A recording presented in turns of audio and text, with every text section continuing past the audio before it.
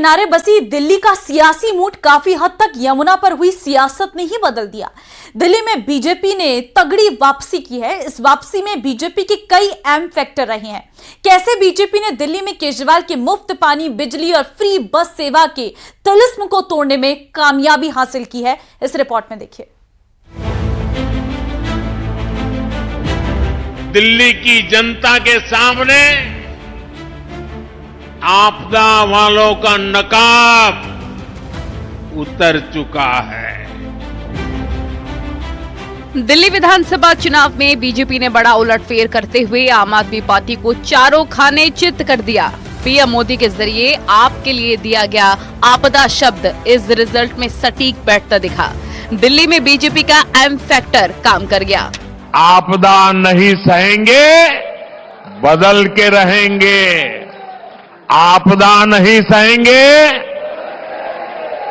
आपदा नहीं सहेंगे, आपदा नहीं सहेंगे।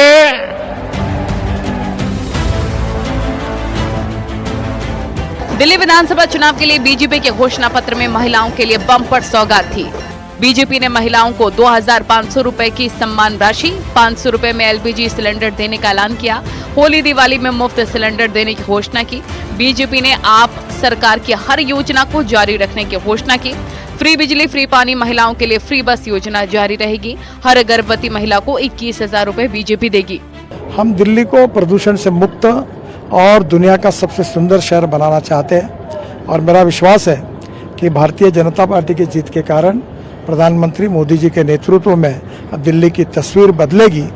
बाकी राज्यों की तरह दिल्ली में भी महिलाओं के लिए बीजेपी ने योजना लॉन्च की। इसका असर भी दिखा। महिला वोटर्स ने इतिहास रचते हुए मतदान में पुरुषों को पछाड़ दिया। यूपी के सीएम योगी आदित्यनाथ ने भी दिल्ली चुनाव में प्रचार किया। इसका फायदा बीजेपी को मिला। दिल्ली में झूठ और लूट की राजनीति पर पूर्ण विराम हुआ है। अब हमारा राष्ट्रीय राजधानी भी विकास, सुशासन और लोक कल्याणकारी योजनाओं का सही लाभ दिल्ली वासियों को प्रदान करने में सफल होगा। दूसरा एम यानी मिडिल क्लास को किया खुश।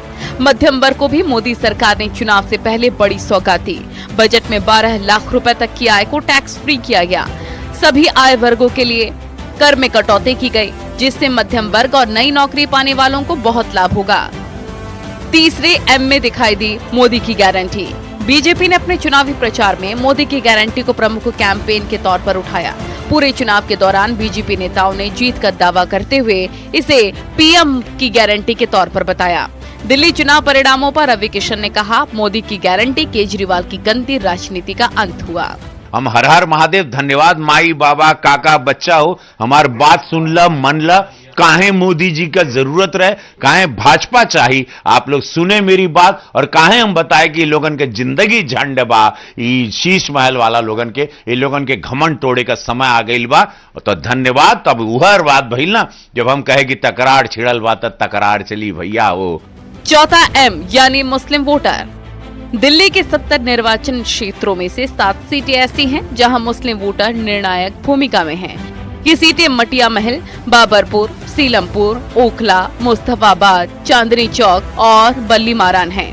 दिल्ली में करीब 13% मुस्लिम वोटर्स हैं। इस बार चुनाव में मुस्लिम बाहुल्य सीटों पर जमकर वोटिंग हुई। बीजेपी को मिले वोट बताते हैं कि इस बार मुस्लिमों के अच्छे खासे वोट पार्टी को मिले हैं। मैं सभी दिल्ली वासियों को बहुत बहुत बधाई देता हूं और मैं हृदय से धन्यवाद करता हूं कि उन्होंने इतनी अपार जीत हमें दी है। और इतने लंबे समय के बाद में यहाँ पर भारतीय जनता पार्टी की सरकार बनी है।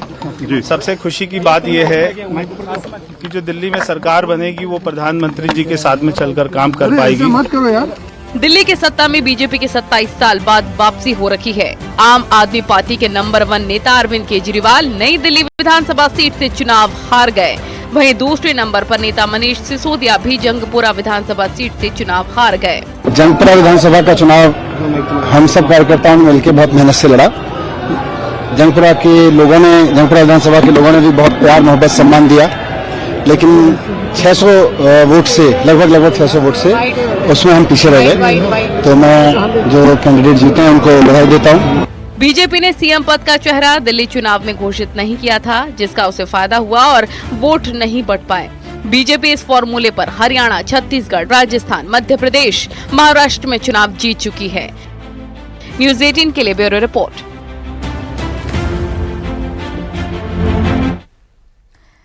दिल्ली में 27 साल के वनवास को खत्म कर बीजेपी ने दिल्ली की सत्ता में वापसी कर ली और इस वापसी में अहम रोल निभाया देश के गृह मंत्री अमित शाह ने।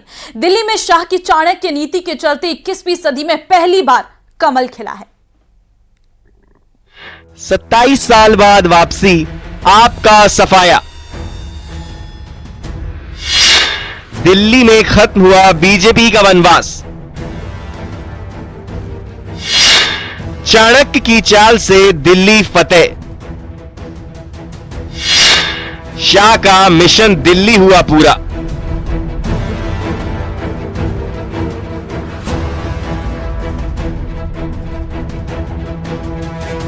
दिल्ली विधानसभा चुनाव में बीजेपी की शानदार जीत हुई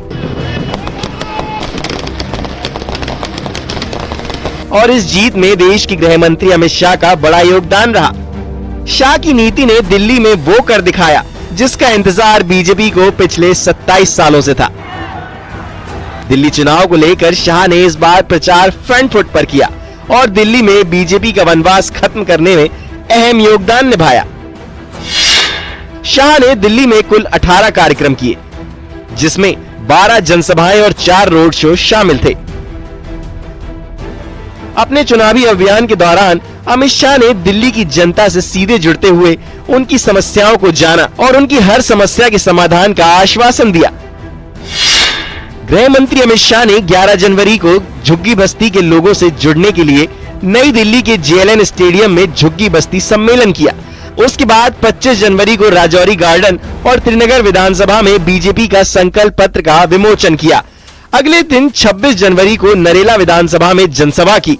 फिर 28 जनवरी को कस्तूरबा नगर और बदरपुर विधानसभा में रोड शो किया। साथ ही कालकाजी विधानसभा में जनसभा की। 30 जनवरी को शाह ने रोहिणी, वजीरपुर और नई दिल्ली विधानसभा में जनसभा की। इसके अलावा शालीमार बाग विधानसभा में रोड शो किया। 1 फरवरी को शाह ने मुस्तफाबाद और करावल विधानसभा में जनसभा को संबोधित किया। साथ ही रोहताश नगर विधानसभा में रोड शो किया और चुनाव से ठीक पहले 3 फरवरी को शाह ने 3 जनसभाएं की, जिसमें जंगपुरा, विजवासन और द्वारका विधानसभा शामिल थे। दिल्ली में अपने चुनाव प्रचार के दौरान गृह मंत्री अमित शाह ने जनता को बीजेपी सरकार को सत्ता में लाने के फायदे बताने के साथ आम आदमी पार्टी पर जमकर हमला बोला। इस बार आपदा से मुक्ति पानी है या नहीं पानी है? ये आप पार्टी को हटाना है या नहीं हटाना है? भाइयों बहनों, 10 साल तक अनेक वादा कर केजरीवाल और इनके चट्टे पट्टों ने दिल्ली को क्या दिया? भ्रष्टाचार दिया, कूड़ा कचरा दिया, जहरीला पानी दिया और तुष्टीकरण का व्यवहार भी दिया। ये दिल्ली को धोखा देने का काम केजरीवाल जी और उनके चट्टो पट्टों ने करा है। कुल मिलाकर देखा जाए तो दिल्ली चुनाव में बीजेपी की जीत में गृह मंत्री अमित शाह ने अहम भूमिका निभाई और 27 साल से दिल्ली में चल रहे बीजेपी के वनवास को खत्म किया। हमारे आदरणीय प्रधानमंत्री श्रीमान Narendra Modi ji. Bureau report, news 18। तो वहीं मिल्कीपुर में सीएम योगी आदित्यनाथ ने न सिर्फ चाक चौबंद किलेबंदी की, बल्कि इस बार यादव वोटर्स भी अखिलेश यादव को झटका देते हुए दिखाई दिए। सीएम योगी की full proof planning Awadhesh Prasad के अनुभव पर भारी पड़ गई। साफ है कि पिछले उपचुनाव में विपक्ष का सुपड़ा साफ होने के बाद जो मुश्किलें शुरू हुई थी वो अभी भी लगातार जारी है। ये रिपोर्ट देखिए।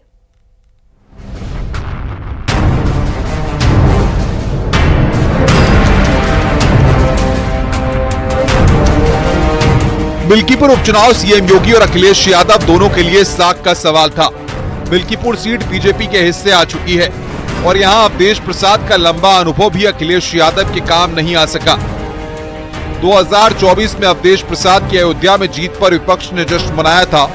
अवधेश प्रसाद के सांसद बनने से खाली हुई मिल्कीपुर सीट पर भी विपक्ष को पूरी तरह से जीत की उम्मीद थी, लेकिन नतीजे साफ करते हैं कि वोटर्स ने ऐसा खेल पलटा कि अवधेश प्रसाद का अनुभव और अखिलेश यादव की रणनीति दोनों ही फेल साबित हुए। विधानसभा के आम चुनाव में भारतीय जनता पार्टी प्रचंड बहुमत की ओर अभी पोस्टल बैलेटों की गिनती चल रही है, उसमें आगे बढ़ रही है और मिल्कीपुर में भी भारतीय जनता पार्टी ही जीत रही है। मैं दिल्ली विधानसभा में दिल्ली के सभी मतदाताओं का और मिल्कीपुर में सभी मतदाताओं का हृदय से आभार प्रकट करता हूं, बहुत बहुत अभिनंदन करता हूं। माननीय प्रधानमंत्री नरेंद्र मोदी जी की गरीब कल्याण योजनाओं पर जनता ने मोहर लगा दी। यानी कि एग्जिट पोल ही एग्जैक्ट पोल होने वाले हैं। आप लोगों ने भी काफी मेहनत करी। अभी चूंकि पूरा परिणाम आना बाकी है, लेकिन जो प्राथमिक रुझान प्राप्त हुए उसमें भारतीय जनता पार्टी प्रचंड बहुमत की ओर आगे बढ़ रही है। और ये मिल्कीपुर वगैरह को लेकर जो आरोप लगाए जा रहे थे, समाजवादी पार्टी जब जब हारती है इस प्रकार के अनर्गल आरोप लगाती है। प्रदेश की जनता अच्छी तरह असलियत जानती है। मिल्कीपुर में सीएम योगी आदित्यनाथ ने न सिर्फ चाक चौबंद किलेबंदी की, बल्कि इस बार यादव वोटर्स भी अखिलेश यादव को झटका देते हुए दिखाई दिए। मिल्कीपुर में करीब 55,000 यादव वोटों के बावजूद इतनी बड़ी हार साबित कर देती है कि उनके कोर वोट बैंक को बचाने में भी अखिलेश कामयाब नहीं हो पाए।